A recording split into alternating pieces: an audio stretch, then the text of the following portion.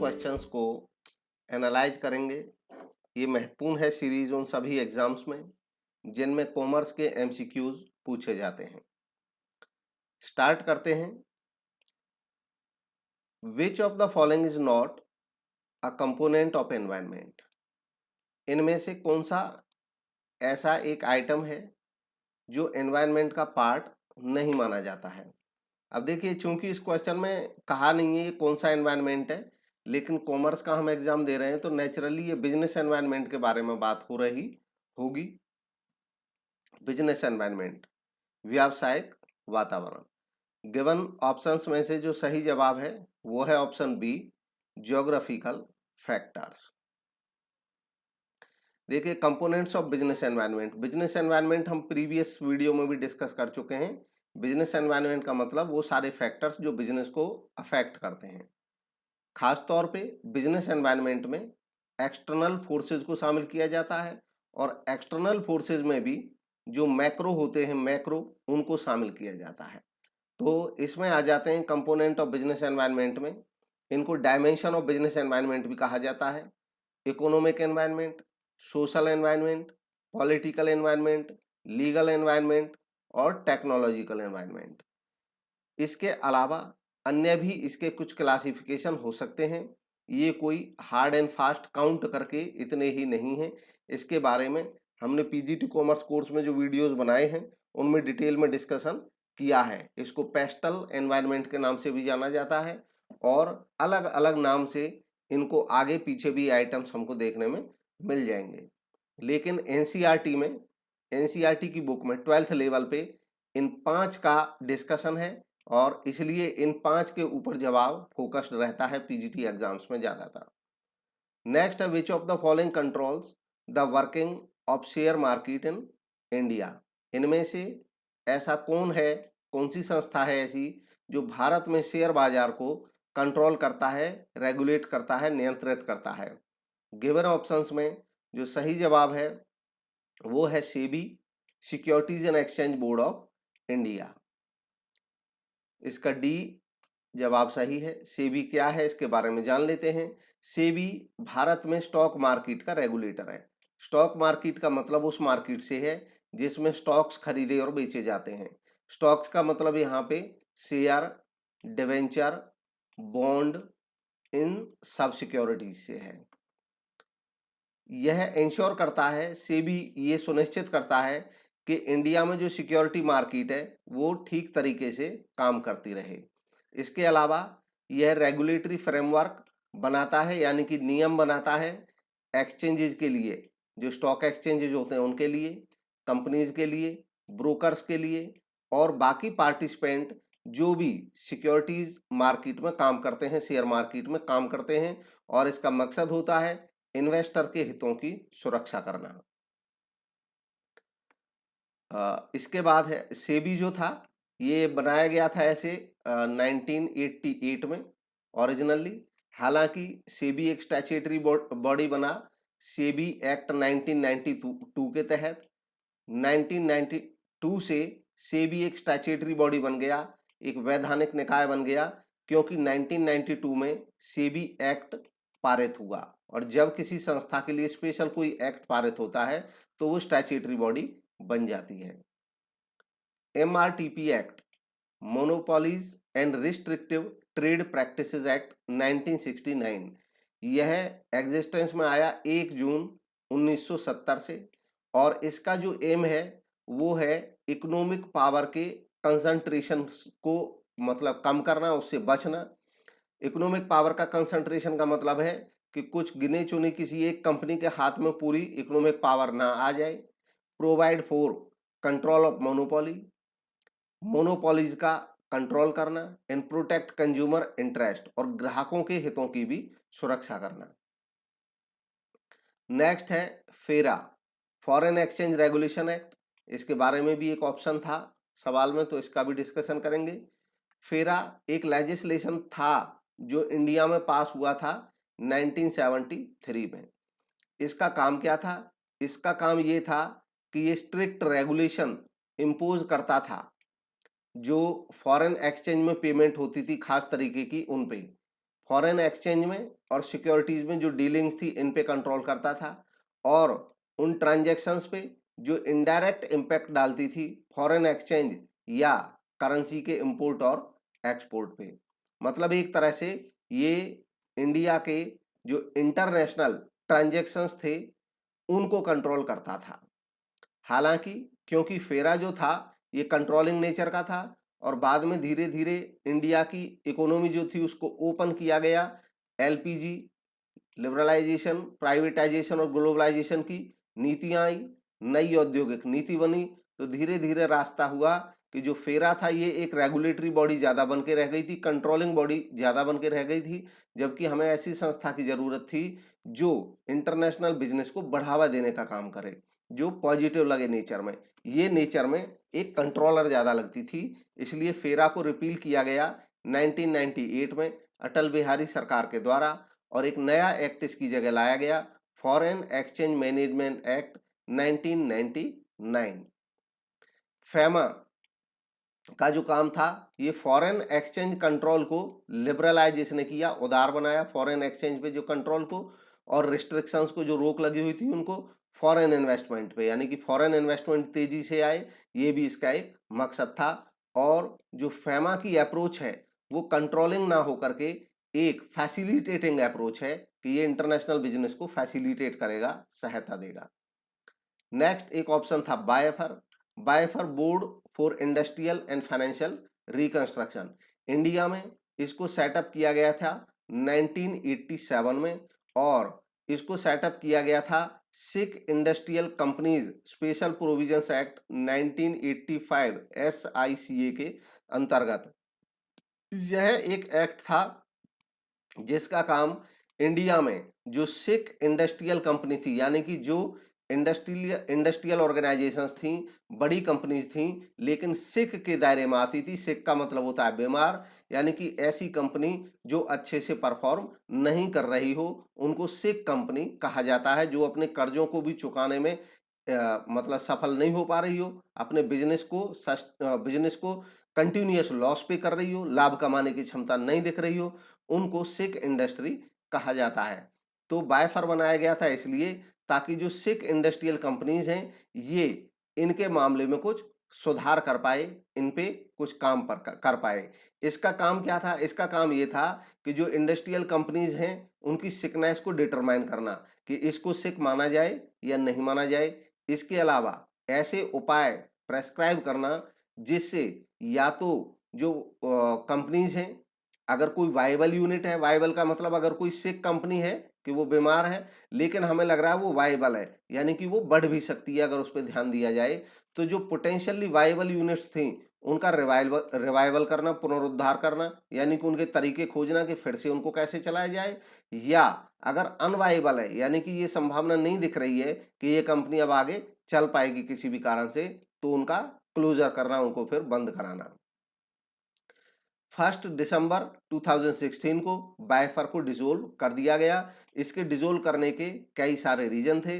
दरअसल बायफर की जो एक्टिविटीज थी वो डिले काफी होने लग गया था प्रोसेस में, और जो इससे अपेक्षा थी उन अपेक्षाओं पे ये पूरा नहीं उतर पा रहा था, तो इसलिए इसको समाप्त किया गया। IBC insolvency and bankruptcy code 2016 में लाया गया, और ये जो कोड था IBC कोड 2016, इसको भारत में प्रेसिडेंट की जो अनुमति मिली वो मिली 28 मई 2016 से। ये एक नया बिल लाया गया, और इसका जो मकसद था, नया एक्ट लाया गया, इसका मकसद ये था कि जो इंडिया में इंसॉल्वेंसी और बैंक्रप्सी का जो केस है, जो काम है, इसको सुविधाजनक बनाना। होता क्या है ये मसला दरअसल, और क्यों इसकी जरूरत पड़ी? दरअसल जब कोई कंपनी नहीं चल पाती है और सारे तरीके फेल होने लगते हैं तो कंपनी इंसॉल्वेंसी की तरफ चली जाती है। अब उस कंपनी को बंद जब किया जाता है तो जैसे कंपनी बनाने के लिए एक लीगल प्रोसीजर होता है, वैसे ही कंपनी को बंद करने का भी एक लीगल प्रोसीजर होता है। कई दफे कंपनी को बंद करने में ही कई साल लग जाते हैं, और इसमें अननेसेसरी एफर्ट और अननेसेसरी मनी वेस्ट होता रहता है, और जो शेयर होल्डर्स होते हैं वो भी परेशान हो जाते हैं, उसके जो क्रेडिटर्स हैं वो भी परेशान हो जाते हैं। और जो इंडस्ट्रियलिस्ट जो अपने फंसे हुए पैसा अगर निकल जाए तो वो नई कंपनी स्टार्ट कर सकते थे, वो भी परेशान रहते हैं। तो इसलिए एक तरीका निकाला गया कि जो नई यूनिट लगाना पाते हैं, दरअसल जब कोई नई कंपनी खोलता है, चाहे कि वो देसी हो और चाहे हमारे देश का पर्सन हो, इंडिया में जब वो कंपनी खोलता है तो उसको सब एक भय तो ये रहता ही है कि बिजनेस चलेगा या नहीं चलेगा। एक और भय ये रहता है कि अगर बिजनेस नहीं चला तो वो बहुत बड़े कानूनी मसले में उलझ जाएंगे, मतलब बंद करना भी उनके लिए कंपनी को आसान नहीं होता। ये कंपनीज के केस में होता है, सोल ट्रेडर को तो कोई जब चाहे बंद कर सकता है। तो अब इस चीज को, ये इस भय को निकालने के लिए इन्वेस्टर्स के माइंड से कि भाई आपको ये ज्यादा मुश्किल नहीं रहेगा, इसके लिए सरकार ने नया ये कोड लागू किया, इंसॉल्वेंसी एंड बैंक्रप्सी कोड, ताकि जो नए इन्वेस्टर हैं, यानी कि जो कोई नए यूनिट्स लगाना चाहते हैं, कम से कम वो इस तरफ से मोटिवेट रहें कि हम नई संस्था चलाएंगे, चलाने की कोशिश करेंगे। खास तौर पे जो स्टार्टअप होते हैं, देश में स्टार्टअप को प्रमोट करने के लिए, स्टार्टअप का मतलब होता है नए बिजनेस स्टार्ट करना। तो जो स्टार्टअप है उस कल्चर को लाने के लिए, ताकि ज्यादा से ज्यादा लोग इंडस्ट्री खोलें, उनको प्रेरित करने के लिए ये स्टेप लिया गया। दो वर्ड हैं, इंसॉल्वेंसी और बैंक्रप्सी। इन दोनों में क्या कोई अंतर है? तो इन दोनों में एक अंतर है, आमतौर पे इनको एक ही मान लिया जाता है, लेकिन इन दोनों में अंतर है। देखिए, इंसॉल्वेंसी एक सिचुएशन होती है, इंसॉल्वेंसी एक ऐसी सिचुएशन होती है जिसमें जिसमें किसी कंपनी की जो एसेट हैं वो लायबिलिटीज से कम रह जाती हैं, यानी कि वो अपने लायबिलिटीज को चुकाने में समर्थ नहीं रह जाती है। ये इंसॉल्वेंसी एक सिचुएशन हुई। जब इस सिचुएशन की वजह से कोई कंपनी कोर्ट में जाती है, या वो कंपनी स्वयं जाए कोर्ट में, और या उस कंपनी के क्रेडिटर्स जो हैं वो चले जाएं कोर्ट में और वो कहें कि ये कंपनी अब बंद हो जानी चाहिए, इसको बैंकरप्ट किया जाना चाहिए और हमारा जो कर्जा है वो हमको दिलाया जाए। जब कोर्ट प्रोसेस के माध्यम से, यानी कि जब लीगल प्रोसेस स्टार्ट हो जाती है और जब लीगली कोई कंपनी डिक्लेयर्ड हो जाती है कभी इंसॉल्वेंट है, तब उसको बैंकरप्ट बोला जाता है। It aims to rescue corporate debtors in distress. अब जो कॉर्पोरेट डेटर डिस्ट्रेस में होते हैं, यानी कि जो कंपनी इस सिचुएशन में फंस जाती है और डिस्ट्रेस में होती हैं, उनको रेस्क्यू करना होता है इसका मकसद। The code specifies a time bound insolvency resolution process. इस कोड में टाइम बाउंड इंसॉल्वेंसी की रिजोल्यूशन प्रोसेस तय की गई है कि भी एक निश्चित पर्टिकुलर टाइम, एक वेल डिफाइंड टाइम में ये प्रोसेस समाप्त करनी ही पड़ेगी, which needs to be completed.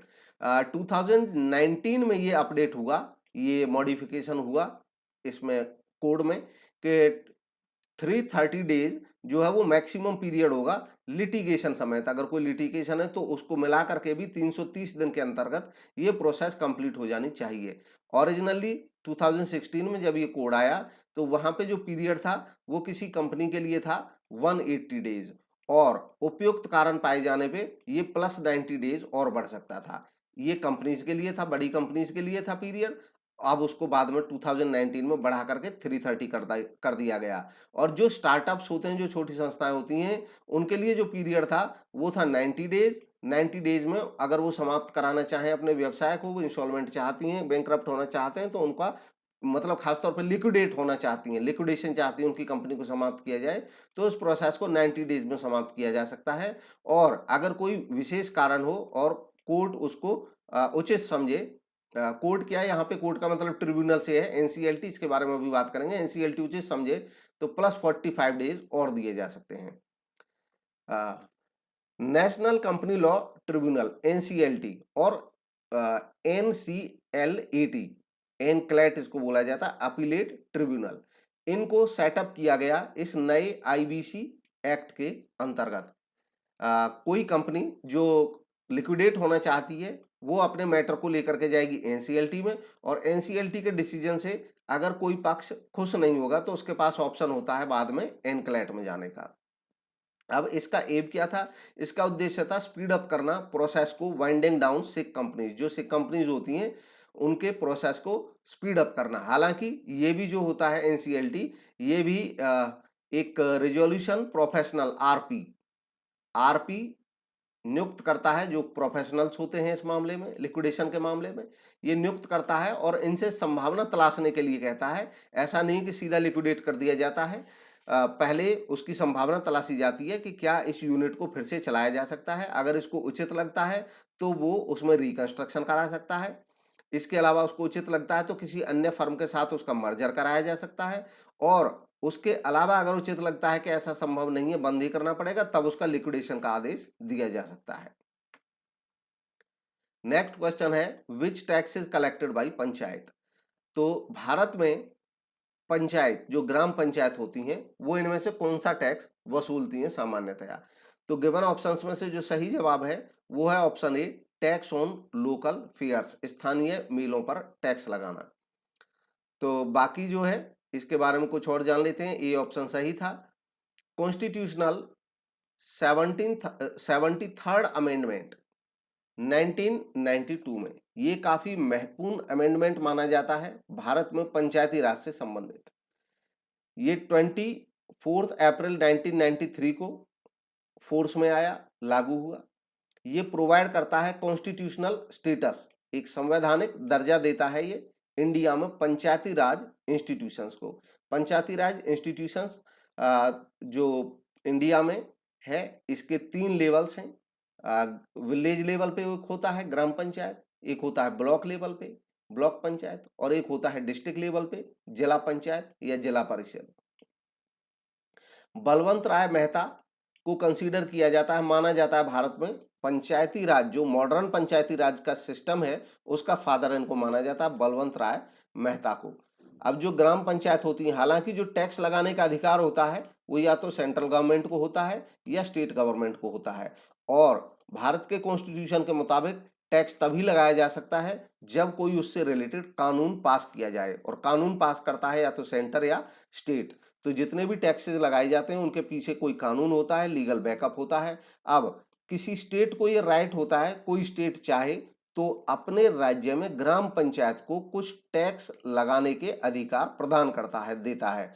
तो जो विलेज पंचायत होती हैं उनको अपने, उनकी फंडिंग 2 तरीके से होती है। एक तो सरकार, गवर्नमेंट उनको डायरेक्ट ग्रांट देती है, इसके अलावा वो अपना भी कुछ पैसा रेवेन्यू अर्न कर सकते हैं, और उनका रेवेन्यू करने के तरीके होते हैं विलेज लेवल पे हाउस टैक्स लगाना, वाटर टैक्स लगाना, अगर सप्लाई करते हैं तो व्हीकल टैक्स लगाना, विलेज फेयर्स पे टैक्स लगाना, या विलेज में कोई मार्केट वगैरह है तो उन पे टैक्स लगाना, विलेज में एंट्री करने पे टैक्स लगाना।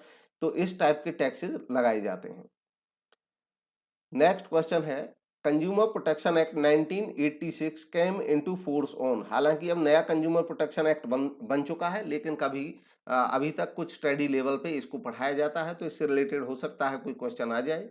तो गिवन ऑप्शंस में से कौन सा ऑप्शन सही है उसकी आपको पहचान करनी है। इनमें से जो सही ऑप्शन है वो ऑप्शन ए, 1 जुलाई 1987। अब इसके कुछ स्टेप्स को जान लेते हैं, इसका कैसे कैसे इवोल्यूशन हुआ इंडिया में।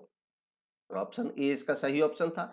देखिए, कंज्यूमर प्रोटेक्शन एक्ट कंज्यूमर को प्रोटेक्ट करने के लिए बनाया गया। कंज्यूमर प्रोटेक्शन एक्ट जो पुराना एक्ट था, अभी नया एक्ट है 2019, उसकी भी बात करेंगे। जो पुराना एक्ट था 1986, इसको प्रेसिडेंट की, राष्ट्रपति की अनुमति मिली थी 24 दिसंबर 1986 को। तो जब राष्ट्रपति की अनुमति मिलती है तो गजट में प्रकाशित होता है कोई रिजल्ट। गजट, गजट क्या होता है? गजट एक तरह से एक सरकारी मैगजीन होती है, सरकार की पत्रिका, गवर्नमेंट मैगजीन होती है। ऐसी मैगजीन होती है जिसको केवल सरकार ही छापती है, और सरकार उस मैगजीन में सरकारी आदेश छापती है। ये एक ऑथेंटिक और लीगल बुक होती है, एक मैगजीन होती है जिसमें जो इंफॉर्मेशन आती है वो सरकार की तरफ से वैलिड मानी जाती है। अब तो जिस दिन से गजट में प्रकाशित हो जाता है, राष्ट्रपति की अनुमति हो जाती है, तब उसको माना जाता है एक्ट को बनना। तो ये इस डेट में बन गया। लेकिन इसमें क्वेश्चन में पूछा गया था लागू कब हुआ। अब लागू होने के बारे में इसके 2 स्टेप्स थे। इसमें दरअसल 4 चैप्टर थे कुल मिलाकर के। इस एक्ट में 4 चैप्टर थे, और उन 4 चैप्टर्स में इस एक्ट का जो पूरी थ्योरी थी वो 4 चैप्टर्स में बटी हुई थी। पहले 3 चैप्टर, चैप्टर 1 2 सॉरी पहले 3 नहीं, पहले 2 और चौथा चैप्टर, यानी कि 3 चैप्टर्स फोर्स में आए 15 अप्रैल 1987 को। नोटिफिकेशन नंबर ये था इसके मुताबिक, और ये नोटिफिकेशन की डेट थी गजट में 15 अप्रैल 1987 को। और इसके अलावा जो चैप्टर 3 था वो फोर्स में आया 1 जुलाई 1987 से। इसका नोटिफिकेशन आया 10 जून 1987 को गजट में। तो चूंकि ये पूरी तरह से जब चैप्टर 3 भी लागू हो गया तो पूरी तरह से ये अस्तित्व में आया माना जाता है 1 जुलाई 1987 से, 1 जुलाई 1987 से। मेन ऑब्जेक्टिव इस एक्ट का था प्रोवाइड करना प्रोटेक्शन कंज्यूमर्स को और इफेक्टिव सेफ गार्ड यानी कि सुरक्षा के प्रभावी उपाय बनाना different type of exploitation. Consumers का जो विभिन्न प्रकार का एक्सप्लॉयटेशन होता है, एक्सप्लॉयटेशन का मतलब होता है उनका शोषण होता है कंज्यूमर्स का। शोषण का मतलब हो गया महंगे रेट पे सामान मिलना, नकली सामान मिलना, खराब क्वालिटी का मिलना, मिलावटी सामान मिलना, ये सब एक्सप्लॉयटेशन के विभिन्न कारण हैं और इन एक्सप्लॉयटेशन के जो रीजंस हैं इनसे बचाव करना इसका मकसद था। नया कंज्यूमर प्रोटेक्शन एक्ट, मकसद नए कंज्यूमर प्रोटेक्शन एक्ट का भी यही है, लेकिन समय और परिस्थिति बदली है। पहले ऑफलाइन बिजनेस ज्यादा होता था, अब ऑनलाइन बिजनेस होने लग गया है। पहले जो सिस्टम था उसमें कई सारे बदलाव आए, बिजनेस एनवायरनमेंट चेंज हुआ है, तो इसलिए रिक्वायरमेंट के मुताबिक नया act consumer protection act 2019 existence में आया और ये इनफोर्स में आया है 20 जुलाई 2020 से। इनेक्ट हुआ था 2019 में, इसलिए एक्ट तो 2019 नाम से है, लेकिन लागू हुआ 20 जुलाई 2020 से और ये संपूर्ण भारत में लागू है। नेक्स्ट है गुड्स मीन्स।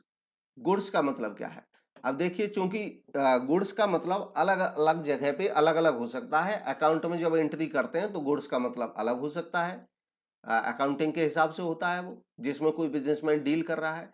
टैक्स में गुड्स का मतलब अलग हो सकता है और गिवन जो ऑप्शंस हैं उनके हिसाब से हमें ऑप्शन चयन करना है। एक इंडिया में सेल्स ऑफ गुड्स एक्ट है, सेल्स ऑफ गुड्स एक्ट, तो उसके मुताबिक जो इसका मीनिंग है वो यहाँ पे अप्लाई होगा, सेल्स ऑफ गुड्स एक्ट। तो उसके मुताबिक जो ऑप्शंस हैं इनमें से सही ऑप्शन का चयन करें, कौन सा ऑप्शन सही होगा। तो यहाँ पे जो गिवन ऑप्शंस हैं इनमें से सही जवाब होगा option A, all movable property, जितनी भी मूवेबल प्रॉपर्टी होती है। बाकी जो ऑप्शंस हैं इन सब का भी मीनिंग अभी हम डिस्कस करेंगे यहाँ पे नीचे। जो गिवन ऑप्शंस में से ए ऑप्शन आपका सही था।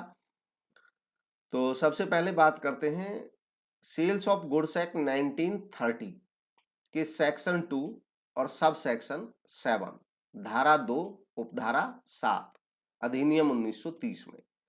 गुड्स को इस तरीके से डिफाइन किया गया है कि गुड्स है every kind of movable property, movable property हर प्रकार की। अब मूवेबल का मतलब होता है ऐसी प्रॉपर्टी जो एक से दूसरी जगह ट्रांसफर होती हो, जिसको लाया ले जाया जा सकता है। अदर देन, इनके अलावा, एक्शनेबल क्लेम्स एंड मनी, यानी कि मनी को और एक्शनेबल क्लेम्स को गुड्स नहीं माना गया है सेल्स ऑफ गुड्स एक्ट में, गुड्स की डेफिनेशन में, तो इनको एक्सक्लूड कर देंगे। एंड इंक्लूड, और ये इंक्लूड करता है इन चीजों को, stocks and shares, share market में शेयर, डिवेंचर, बॉन्ड सब आ जाते हैं स्टॉक के दायरे में। ग्रोइंग क्रॉप्स, उगती हुई फसलें, grass, and things attached to or forming part of the land which are agreed to be severed before sale or under the contract of sale. ऐसे अटैच चीजें जो जमीन से अटैच हैं और उनको कॉन्ट्रैक्ट ऑफ सेल अगर होता है तो उससे पहले या कॉन्ट्रैक्ट ऑफ सेल के अनुसार उनको अलग किया जाएगा गुड्स से, यानी कि जमीन से उनको अलग किया जा सकता है, तो ये सब गुड्स मानी जाएंगी। अब इस डेफिनेशन में कुछ टर्म यूज हुई हैं, उन टर्म्स को हम यहाँ पे क्लियर करेंगे। According to section 22 of Indian Penal Code 1860, the word movable property, जो मूवेबल प्रॉपर्टी है इसका मतलब क्या है? मूवेबल प्रॉपर्टी का मतलब ऐसी कॉर्पोरियल प्रॉपर्टी से होता है चाहे उसका कोई भी डिस्क्रिप्शन हो, एक्सेप्ट छोड़ करके लैंड को, and things attach to the earth, या अर्थ से परमानेंटली अटैच हैं जो चीजें, जैसे बिल्डिंग, इनको छोड़ करके, बिल्डिंग, फ्लाईओवर, रोड, इनको छोड़ करके बाकी चीजें which is attach to the earth, मतलब इन यहां तक इनको छोड़ करके बाकी चीजें जो हैं जो मूवेबल हैं उनको माना जाएगा मूवेबल प्रॉपर्टी। इन चीजों को छोड़ करके जो भी चीजें होंगी उन सबको मूवेबल प्रॉपर्टी माना जाएगा। अब इसके एग्जांपल है जैसे computer, cloth, cash, machine, furniture, गाड़ी, ट्रक। इमूवेबल प्रॉपर्टी का मतलब है ऐसी प्रॉपर्टी जो मूवेबल नहीं है, जैसे कि house, warehouse, factory, road, flyovers. इसके अलावा trees and plants attached to the earth, उनको भी इमूवेबल प्रॉपर्टी ही माना जाता है। एक टर्म यूज हुई एक्शनेबल क्लेम। ये क्या होते हैं? एक्शनेबल क्लेम का मतलब होता है कोई डेट या कोई क्लेम, मतलब हमारा किसी पे कुछ उधार, on which action can be taken in a court of law, जिसके खिलाफ हम कोर्ट में एक्शन ले सकते हैं, उनको एक्शनेबल क्लेम कहा जा सकता है। यानी कि हमने किसी को लोन दिया, अगर वो लोन नहीं देता है तो मान लो हम फ्री हैं कोर्ट में जाने को, तो ये एक्शनेबल क्लेम है जिसको एक्शन कराया जा सकता है कोर्ट के माध्यम से। नेक्स्ट एक वर्ड यूज हुआ डिक्री। डिक्री का मतलब होता है शासन आदेश, ऑफिशियल ऑर्डर, जिसको ड्राफ्ट किया जाता है और इश्यू किया जाता है किसी ऐसे पर्सन के द्वारा जो लीगल अथॉरिटी की पोजीशन में होता है। पुराने समय में राजा महाराजा होते थे और आज के समय में कोर्ट और कोर्ट के जज। तो इनके जो आदेश होते हैं, ड्राफ्ट होते हैं, इश्यू होते हैं लोगों के लिए, उनको डिक्री कहा जाता है।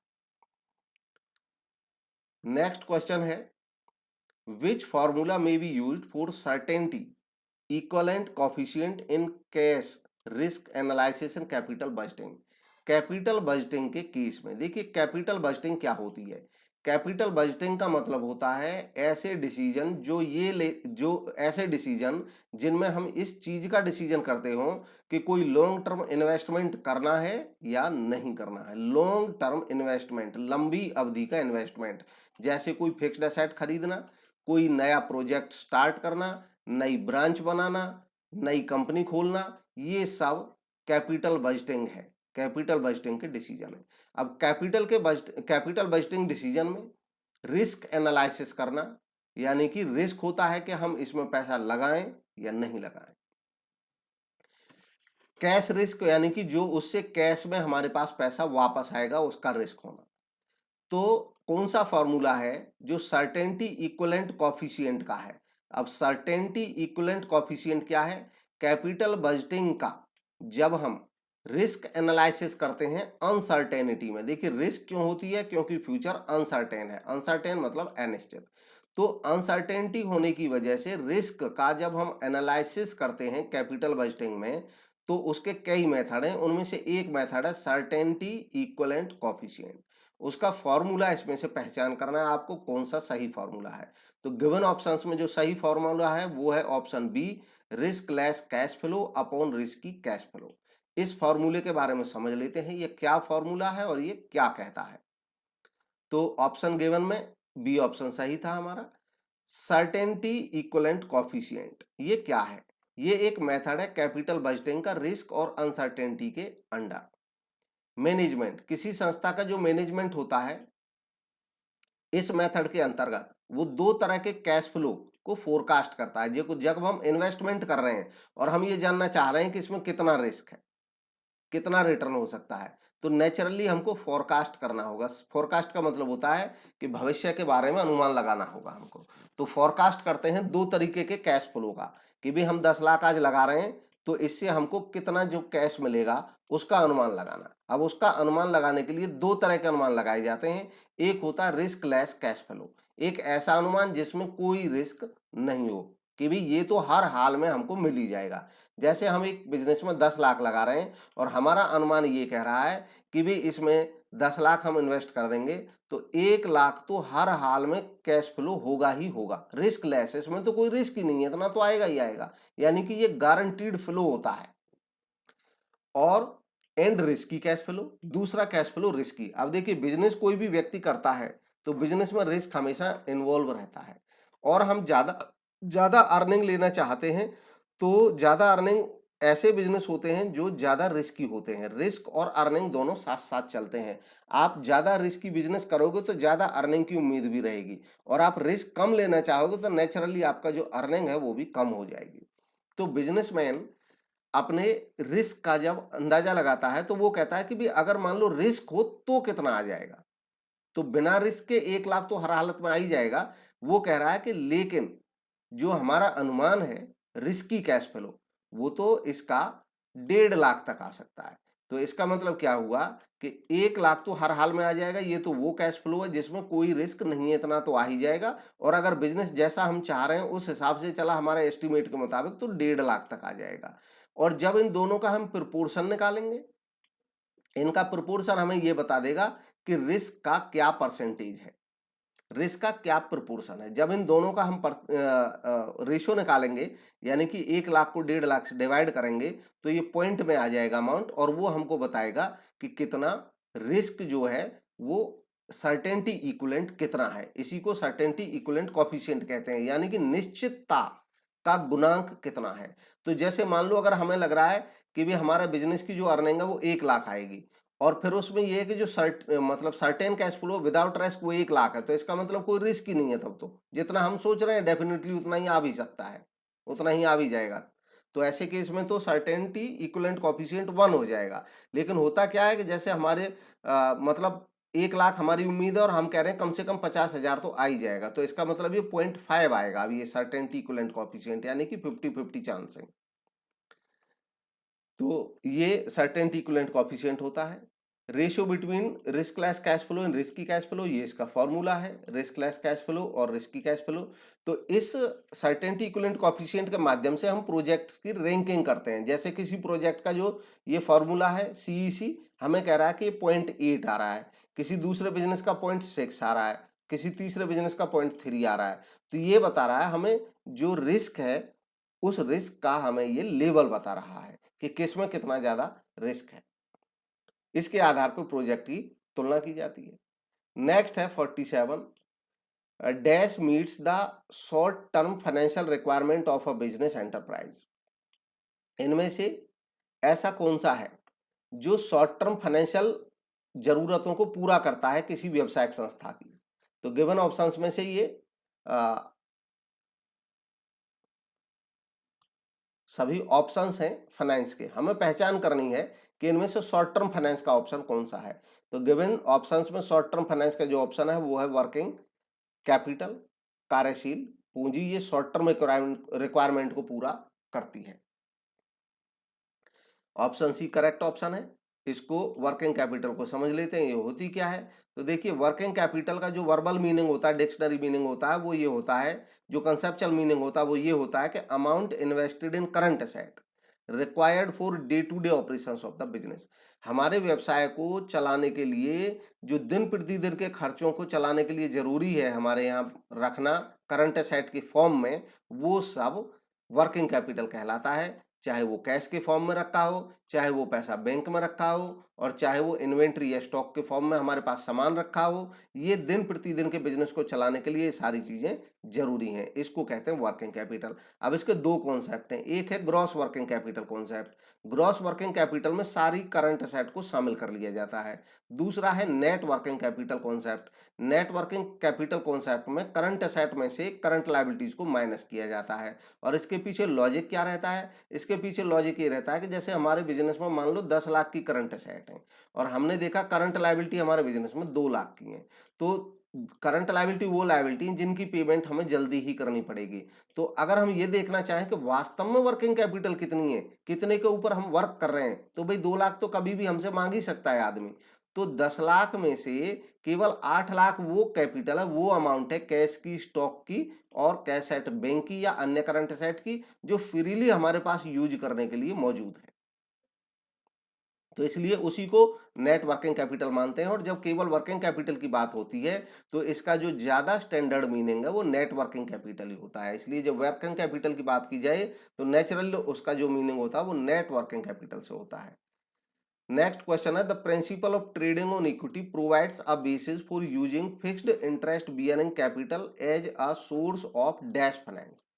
किस टाइप के फाइनेंस ये ट्रेडिंग ऑन इक्विटी की बात हो रही है, यह एक टेक्निक होती है फाइनेंस में, और इसमें बात हो रही है कि प्रोवाइड से basis for using fixed interest bearing capital. मतलब फाइनेंस के वो कौन सा बेस होता है जो हमको फिक्स्ड इंटरेस्ट बियरिंग कैपिटल को यूज करने के बारे में कहता है। तो गिवन ऑप्शंस में से आपको चयन करना है किस प्रकार का बेस होता है कैपिटल का। वो जो ऑप्शंस हैं इनमें से सही ऑप्शन का चुनाव करें। तो सही ऑप्शन है ऑप्शन ए, परमानेंट, यानी कि परमानेंट फाइनेंस के जो सोर्स होते हैं उनके बारे में बात करता है। ट्रेडिंग ऑन इक्विटी कहता है कि आपकी जो परमानेंट कैपिटल है वो आप इक्विटी से भी ले सकते हैं और आप डेट फाइनेंसिंग से भी ले सकते हैं।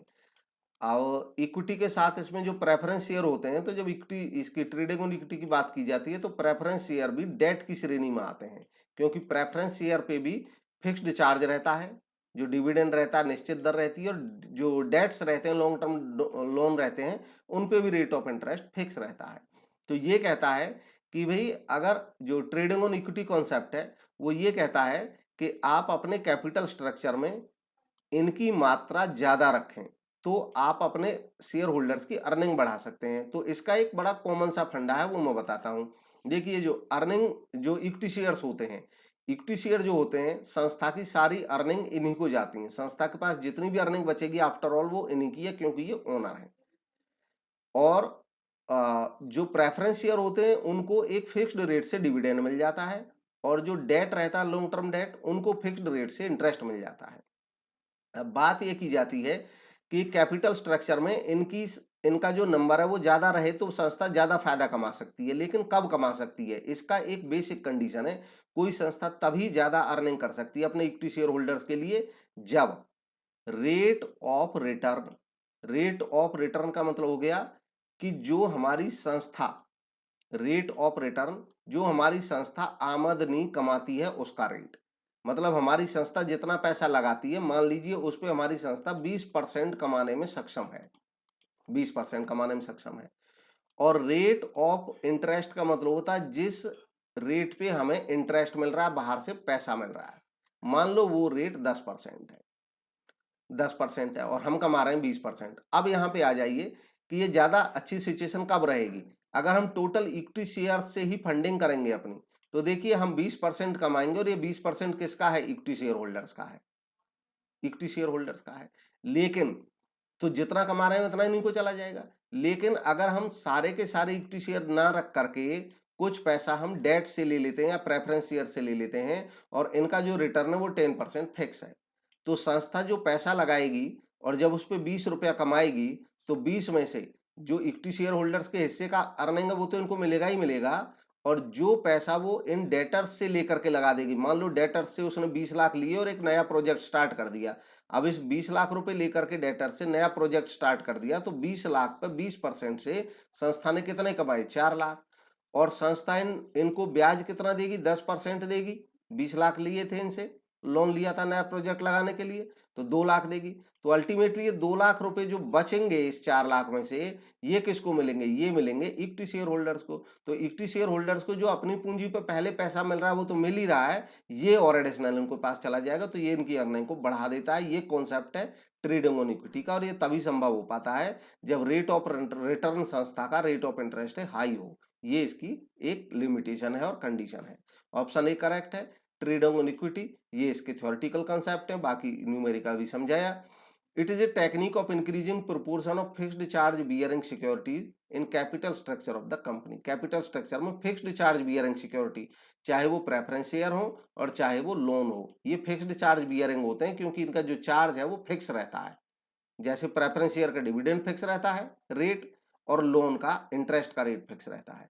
It aims to maximise the return to equity share holder, और ट्रेडिंग ऑन इक्विटी का मकसद क्या होता है, अपने इक्विटी शेयर होल्डर्स के रिटर्न को बढ़ा देना। हालांकि ये तभी पॉसिबल होता है जब रेट ऑफ रिटर्न कंपनी का जो है वो ज्यादा हो रेट ऑफ इंटरेस्ट से। नेक्स्ट क्वेश्चन है, the rate of dividend on equity share is not, ये हिंदी में नहीं हुआ है क्या, चलिए इसकी हिंदी में बता देता हूँ, छूट गया। Rate of dividend on equity share is not, equity shares पे जो डिविडेंड का रेट है वो इनमें से क्या नहीं है। समता अंशों पे लाभांश की जो दर है वो इनमें से क्या नहीं है। जो गिवन ऑप्शन हैं सही की पहचान करें। तो ऑप्शन ए सही है, फिक्स्ड नहीं है, यानी कि वो परमानेंट नहीं है, स्थायी नहीं है, तय नहीं है।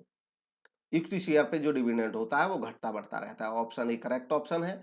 और dividend, it is a part of the profit that A company shares among its share holders. Dividend वो पार्ट होता है प्रॉफिट का जो कंपनी अपने शेयर होल्डर्स में बांट देती है। डिविडेंड एक कंपनी का डिसाइड किया जाता है बोर्ड ऑफ डायरेक्टर्स के द्वारा, और इसका रिक्वायर होता है कि शेयर होल्डर्स की भी अप्रूवल मिल जाए, यानी कि डिविडेंड तय कौन करते हैं, वो बोर्ड ऑफ डायरेक्टर्स कंपनी के डायरेक्टर तय करते हैं। लेकिन इसको एक शेयर होल्डर्स के अप्रूवल की जरूरत होती है। हालांकि शेयर होल्डर इसको इस डिविडेंड को बढ़वा नहीं सकते हैं अपनी मर्जी से। It is not obligatory for a company to pay the dividend on share. हालांकि कंपनी के ऊपर ये कोई ऑब्लिगेशन नहीं होता है कि वो शेयर देगी। प्रॉफिट्स हैं तो देगी और प्रॉफिट्स नहीं है तो नहीं देगी, और कई दफा प्रॉफिट होने पे भी नहीं दे सकती है। It is an appropriation of profit. जो डिविडेंड होता है वो लाभों का अप्रोप्रिएशन होता है। अप्रोप्रिएशन का मतलब होता है कि ये केवल लाभों में से ही दिया जा सकता है। Dividend on equity shares has no fixed rate. Equity shares का जो डिविडेंड होता है उसका कोई तय रेट नहीं होता है। ये डिक्लेयर किया जाता है on the basis of available profits. Profit available जितने हैं उसी हिसाब से ये तय किया जाता है हर साल। हालांकि प्रेफरेंस शेयर्स के केस में जो रेट ऑफ डिविडेंड होता है वो तय होता है, फिक्स्ड होता है पहले से ही। नेक्स्ट क्वेश्चन है, the cost of depreciation fund is calculated according to. जो डेप्रिसिएशन फंड होता है इसकी कॉस्ट किसके अनुसार तय होती है। तो जो गिवन ऑप्शन है उनमें से कौन सा ऑप्शन सही है उसकी पहचान करें। इनमें से सही ऑप्शन है अपॉर्चुनिटी कॉस्ट थ्योरी के मुताबिक डेप्रिसिएशन फंड की कॉस्ट तय होती है। देखिए कॉमनली हम सभी जानते हैं कि इक्विटी की कॉस्ट होती है जो इक्विटी शेयर होल्डर्स को डिविडेंड दिया जाता है, और जो हम डेट लेते हैं या लोन लेते हैं उसकी कॉस्ट कंपनी के लिए क्या होती है, जो हम उसको इंटरेस्ट पे करते हैं।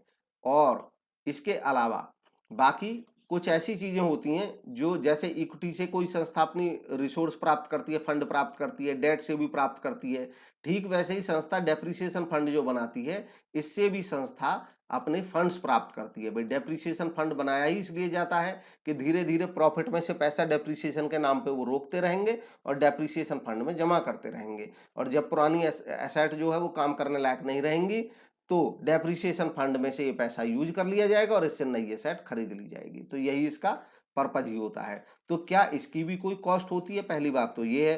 तो जी हाँ, इसकी कॉस्ट होती है। अब इसकी कॉस्ट जानने का तरीका क्या होता है, क्योंकि ये किसी बाहर वाले से तो पैसा लिया नहीं है, ये तो शेयर होल्डर्स का पैसा हमने रोक करके डिविडेंड फंड में रख दिया, बचा करके रख लिया प्रॉफिट में से।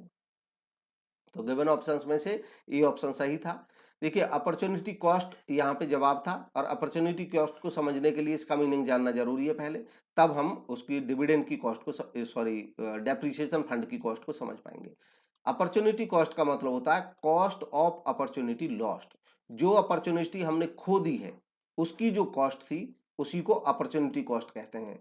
फॉर एग्जाम्पल, जैसे मान लो मेरे पास अपॉर्चुनिटी थी कि 1 लाख रुपए मेरे पास रखे हैं, और मेरे पास अपॉर्चुनिटी ये थी कि किसी कंपनी में मैं इसको लगाता तो वो कंपनी कह रही थी कि वो 10% मुझको देंगे। अब मैंने क्या किया, उसको ये 10% पे नहीं दिया, मुझे कोई एक और ऑप्शन मिल गया और उसने कहा कि वो 12% दे देगा। तो मैंने ये जो 1 लाख रुपए थे वो यहां ना लगा करके यहां लगा दिए जहां से मेरे को 12%। अब मैंने जब यहां पैसा लगाया तो मैंने कितने का बेनिफिट हासिल कर लिया। सोच के देखो, ये बहुत अच्छा एक कॉन्सेप्ट है, ऐसे सोचते हैं तो समझ नहीं आता है। देखो मुझसे किसी ने कहा कि यार यहाँ क्यों लगा दिया तुमने, भाई यहाँ क्या मिल गया, तो मैं क्या कहूंगा यहाँ मुझको फायदा हो गया। तो वो कहेगा कितना फायदा हो गया, तो मैं कहूंगा 2% का फायदा हो गया। आप बताइए कैसे हुआ 2% का फायदा। तो फायदा तो 2% का फायदा, यानी कि प्रॉफिट कब होता है, प्रॉफिट तब होता है जब हम इनकम में से एक्सपेंस निकालते हैं, कॉस्ट निकालते हैं, तब हमें प्रॉफिट पता चलता है। तो देखिए जबकि 12% तो 1 लाख हमने लगाया है, हमने इस पे खर्च तो कुछ किया ही नहीं। तो ये दरअसल एक कॉन्सेप्ट होता है कॉस्ट का, जिसको अपॉर्चुनिटी कॉस्ट कॉन्सेप्ट कहते हैं। मेरे माइंड में आया, मैंने 12% अर्निंग नहीं बोली, मैंने कहा 2% का फायदा हुआ यहाँ पैसा लगाने से। ये 2% मैंने क्यों बोला, क्योंकि मेरे माइंड में कहीं ना कहीं एक बात थी कि अगर मैं यहां नहीं लगाता तो मैं यहां लगाता, और यहां लगाता तो 10% कमाता। यानी कि जो नेक्स्ट मेरे पास एक और अल्टरनेटिव था, अगर ये अल्टरनेटिव नहीं था तो मैं 10% ले लेता ब्याज। तो ये 10% जो मैंने छोड़ दिया, ये मैंने सैक्रिफाइस कर दिया। ये वो अपॉर्चुनिटी है जो मैंने लूज कर दी, लॉस्ट कर दी। और इस अपॉर्चुनिटी की जो कॉस्ट थी, तो यहाँ पे कॉस्ट का मतलब अर्निंग भी होता है, तो यहाँ पे ये जो कॉस्ट थी इसकी वो 10% थी, तो ये मैंने लॉस्ट कर दी, यही मेरी कॉस्ट है। इसीलिए मैं कहता हूँ कि 12% यहाँ ले लिया, 10% छोड़ दिया, इसका मतलब 2% मुझे यहाँ पे फायदा हो गया। तो ये बड़ा अच्छा कॉन्सेप्ट है अपॉर्चुनिटी कॉस्ट का। अपॉर्चुनिटी कॉस्ट कोई अकाउंटिंग कॉस्ट नहीं होती है, इसलिए बुक्स में नहीं लिखी जाती है, लेकिन ये इकोनॉमिक कॉस्ट होती है। इकोनॉमिक कॉस्ट का मतलब होता है कि ये डिसीजन लेने में मदद करती है, जब हम इकोनॉमिक डिसीजन लेते हैं। जैसे मैं पैसा बैंक में जमा कर सकता हूं, बैंक वाले 4% देते हैं, और मैं पैसा बैंक में जमा ना करके मैं किसी कंपनी के बॉन्ड खरीद सकता हूं, कंपनी मुझे 10% दे रही है। तो अब मेरे पास एक अपॉर्चुनिटी है, मान लो मैंने बैंक में जमा ना करके ये बॉन्ड खरीद लिए 10% से। अब कोई मुझे पूछता है कि क्या फायदा हुआ तुमने बॉन्ड खरीदे, तो मैं कहूंगा मुझे 6% का सीधा सीधा फायदा हो गया। कैसे हो गया? क्योंकि 4% तो मुझे बैंक में ही मिल जाते। तो एक तरह से मैं अपने माइंड में इसको कॉस्ट मान के चल जाता हूं अपनी। भाई टोटल रेवेन्यू तो मेरे को 10% हो ही रहा है, लेकिन मैं प्रॉफिट 6 क्यों बोल रहा हूं? क्योंकि मेरे माइंड में कहीं ना कहीं एक बात थी कि ये जो 4% मैंने खो दिया, ये अपॉर्चुनिटी कॉस्ट थी मेरी।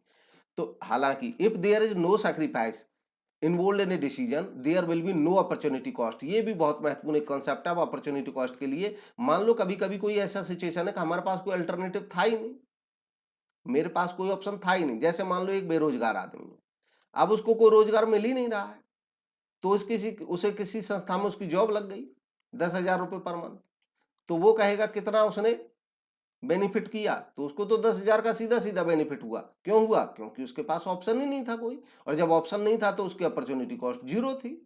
तो जो 10,000 मिल गया, यही उसके लिए विन विन सिचुएशन है। हाँ, अगर कोई आदमी मान लो पहले से जॉब कर रहा होता 8,000 रुपये पर मंथ, और उसको नई जॉब का ऑफर मिल जाता 10,000 का, तो वो जरूर आपसे बातों में कहता, क्या कहता कि क्या फायदा हुआ? मैं कहूंगा कि भाई क्या फायदा हुआ, तुमने काम छोड़कर वहां चले गए। वो कहेगा 2,000 का फायदा हो गया, 2,000 का प्रॉफिट हो गया मुझे यहाँ जाने पे। क्यों हो गया?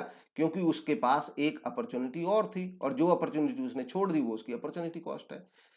खैर लंबा डिस्कशन हो गया, लेकिन ये अच्छा कॉन्सेप्ट था। कई लोग कमेंट में पूछते थे अपॉर्चुनिटी कॉस्ट के बारे में, कंफ्यूज रहते थे, इसलिए ये थोड़ा ज्यादा बता दिया। Depreciation fund is created to replace fixed cost. Depreciation fund जो है उसको बनाया जाता है फिक्स्ड कॉस्ट को रिप्लेस करने के लिए। अब डेप्रिसिएशन फंड कोई संस्था बनाती, क्यों बनाती है? कि डेप्रिसिएशन के नाम पे प्रॉफिट में से हर साल कुछ पैसा बचता रहता है, जबकि डेप्रिसिएशन में कहीं हमारा पैसा जाता थोड़ी ही है। हम ही अपने प्रॉफिट में से डेप्रिसिएशन के नाम पे हर साल कुछ पैसा रखते चले जाते हैं, धीरे धीरे ये पैसा हमारे पास इकट्ठा हो जाता है, और संस्था अगर इसके नाम पे अलग से फंड बना देती है कहीं पे, तो वो डेप्रिसिएशन फंड में जमा होते रहता है। और जब हमारी पहली एसेट पुरानी हो जाती है, तो ये फंड हमारी मदद करता है, इस पैसे को निकाल करके हम नई एसेट खरीद लेते हैं। तो इसका पर्पज होता है डेप्रिसिएशन फंड का। अब बात आती है कि क्या ये फंड जो संस्था ने बचा के रख लिया, क्या इसकी भी कोई कॉस्ट है? जैसे लोन लेने की कॉस्ट इंटरेस्ट है, शेयर इशू करने की कॉस्ट डिविडेंड है, कंपनी को डिविडेंड देना पड़ेगा। जी हाँ, इसकी भी एक कॉस्ट होती है। अब इसकी कॉस्ट जो होती है वो ऐसी कॉस्ट होती है, वो इकोनॉमिक कॉस्ट होती है, यानी कि डिसीजन में ही समझ आती है। अपॉर्चुनिटी कॉस्ट है। कैसी कॉस्ट है अपॉर्चुनिटी? अपॉर्चुनिटी कॉस्ट ये है कि सपोज अगर इस कंपनी ने डेप्रिसिएशन नहीं किया होता, यानी कि ये पैसा संस्था में नहीं बचाया होता, तो प्रॉफिट बढ़े हुए देखते। जब बढ़े हुए देखते तो ये पैसा बढ़ जाता डिविडेंड के तौर पे, और किसके पास जाता? शेयर होल्डर के पास जाता। शेयर होल्डर्स के पास जाता ये पैसा, तो शेयर होल्डर इस पैसे को कहीं मार्केट में इन्वेस्ट करते, और जगह कर लेते। जब और जगह कर लेते तो कुछ अर्निंग करते। अब ये शेयर होल्डर कहेंगे कि साहब आपने जो डेप्रिसिएशन फंड बनाया, हमें बताओ क्या इतना फायदा हो रहा है? अगर मान लो डेप्रिसिएशन फंड बनाने का कोई फायदा आपको नहीं मिला, तो इससे तो हम ही को दे देते इस पैसे को, हम मार्केट में इन्वेस्ट करके 5-6% तो हम ही अर्न कर लेते। तो ये इसकी एक अपॉर्चुनिटी कॉस्ट है। जब भी मैनेजमेंट डेप्रिसिएशन फंड बनाती है, तो उसको यह ध्यान रखना चाहिए कि उसका फंड कम से कम इससे ज्यादा अर्निंग कर ले। ये अपॉर्चुनिटी कॉस्ट है इसकी। तो ये था आज का डिस्कशन, ये आज के क्वेश्चन कंप्लीट हुए। नेक्स्ट क्लास में फिर से कुछ क्वेश्चन डिस्कस करेंगे। आप अपने कमेंट के माध्यम से अपने विचार जरूर रखें। अगर ज़्यादा टाइम में लगा रहा हूं तो आप वो भी बता दें, मैं थोड़ा सा और कम टाइम दूंगा, क्योंकि लंबा वीडियो बन जा रहा है 10 क्वेश्चन में ही। ठीक है, और अगर सही चल रहा है तो वो भी बताएं, अपने व्यूज जरूर रखें, और अकॉर्डिंगली नेक्स्ट वीडियोज हम आगे और लाएंगे। Thank you for watching. Channel अगर अभी तक सब्सक्राइब नहीं किया